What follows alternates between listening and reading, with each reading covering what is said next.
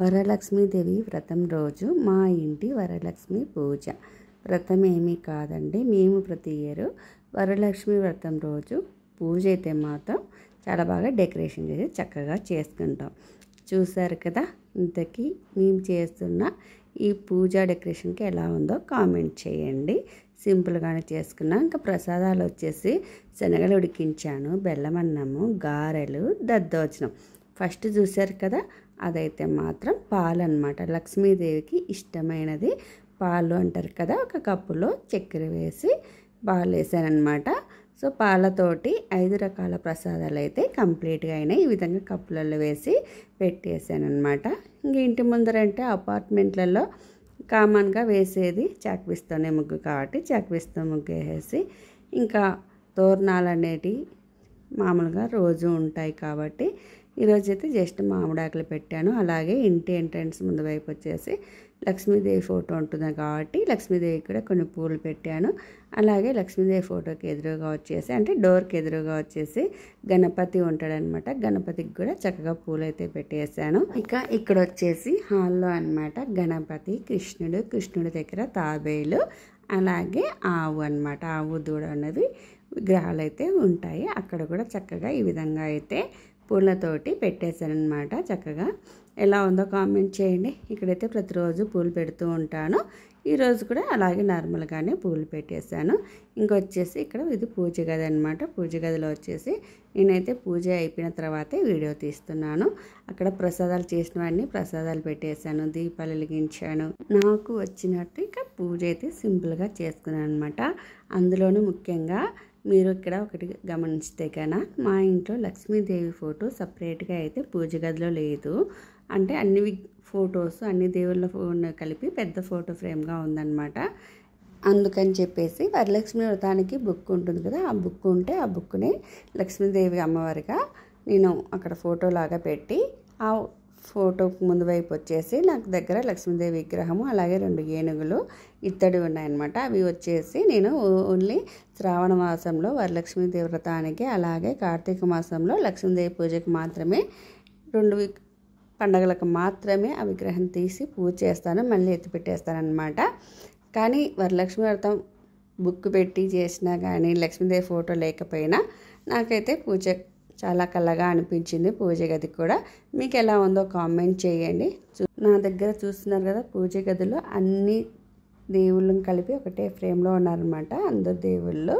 కాకపోతే ఏ దేవుడికి ఆ దేవుడు సపరేట్గా ఒక ఫోటో ఫ్రేమ్ ఉంటే కన్నా, ఇప్పుడు వినాయక చవితి అయితే వినాయకుడి ఫోటో, ఇప్పుడు వరలక్ష్మి వ్రతం అయితే లక్ష్మీదేవి ఫోటో, శ్రీరామనవమి అయితే సీతారామచంద్రుల ఫోటో, అలాగే కార్తీక మాసంలో అయితే శివుడి ఫోటో, శ్రావణ శనివారాలు కానీ, మాకైతే శ్రావణ శనివారాలు చేస్తారు కాబట్టి శ్రావణ శనివారంలో అయితే హనుమంతుడి ఫోటో, అలాగే వెంకటేశ్వర స్వామి ఫోటో, ఇలా సపరేట్గా పెట్టుకుంటే బాగుంటుంది. కాకపోతే పూజ గది రెంటి ఇళ్ళల్లో ఉన్నప్పుడు జాగ్రత్తగా చూసుకోవాలి కాబట్టి దేవుడి ఫోటోలు అన్నీ ఇష్టం వచ్చినట్టు కొనకూడదు కాబట్టి ఇవి మేము ఫస్ట్ టైం కొన్న ఫొటోస్ అనమాట. దేవుడి ఫోటోలు దేవుడు నచ్చేసాడని ఇష్టం వచ్చినట్టు కొనేసి అవి పడేయకూడదు కాబట్టి చక్కగా అలాగే పెట్టుకోవాలి. ఓన్ హౌస్ కొన్నాక ఒకవేళ ఆ ఇంట్లోకి తగ్గట్టు అప్పుడు కావాలంటే తీసుకోవచ్చు. అస్తమానం దేవుడి ఫోటోలు అయితే కొనకూడదు అని చెప్పి నేను అనుకుంటాను.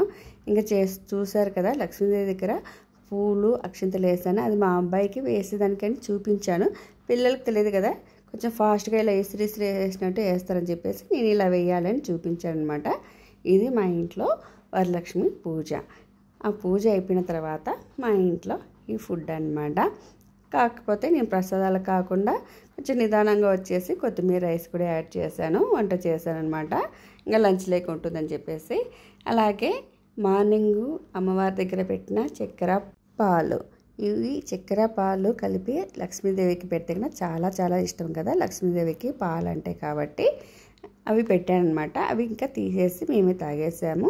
ఇంకా మళ్ళీ ఈవినింగ్కి వచ్చేసి పూజకి నేను వరలక్ష్మి వ్రతం అప్పుడు కానీ వినాయక చవితి అప్పుడు కానీ మనం పూజ చేసుకున్నప్పుడు దీపాలు వెలిగిస్తాం కదా, అవే దీపాలు నైట్ వరకు వెలుగుతూ ఉండేలాగా పెట్టుకుంటాను అనమాట. సాయంత్రం కూడా చక్కగా దీపాలు అయితే వెలుగుతూ ఉన్నాయి కదా, ఆయిల్ చూసుకొని ఆయిల్ వేసుకుంటూ ఉంటాను.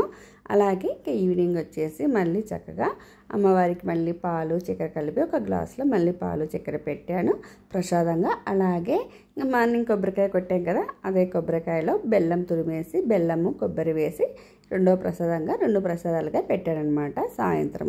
ఇదండి ఆ రోజు మా పూజ. చూస్తున్నారు కదా, వరలక్ష్మి వ్రతం రోజు వరలక్ష్మి అమ్మవారే ఎదురుగా కూర్చోబెట్టాను. చక్కగా చాలా బాగున్నారనిపించింది. మా విగ్రహం లక్ష్మీదేవి అమ్మవారు ఎలా ఉన్నారో కూడా కామెంట్ చేయండి. చాలా బాగున్నారు కదా. మా అబ్బాయికి కూడా చాలా ఇష్టం అన్నమాట. కాకపోతే ఈ 2 పండుగలకే తీస్తాను అమ్మవారిని అయితే బయటికి. ఈ దీపాల మధ్యలో అలా వెలుగుతూ ఉంటే అమ్మవారి విగ్రహం, అలాగే అమ్మవారి విగ్రహం వెనకాల వరలక్ష్మి అమ్మవారి ఫోటో అసలు చాలా చాలా బాగుంది. లక్ష్మీదేవి ఫోటో ఎప్పుడు నేను పెట్టలేదు. వరలక్ష్మి బుక్ కూడా పెట్టచ్చని ఐడియా రాలేదు. ఈ ఇయరే ఫస్ట్ టైం పెట్టానమాట. చాలా బాగా అనిపించింది. ఎవరైనా సరే లక్ష్మీదేవి ఫోటో కొనలేము, విగ్రహం కొనలేము అనుకున్న వాళ్ళు ఇలా బుక్స్ ఇస్తుంటారు కదా, చక్కగా బుక్స్ కూడా పెట్టుకొని పూజ చేసుకోవచ్చు అనిపించింది.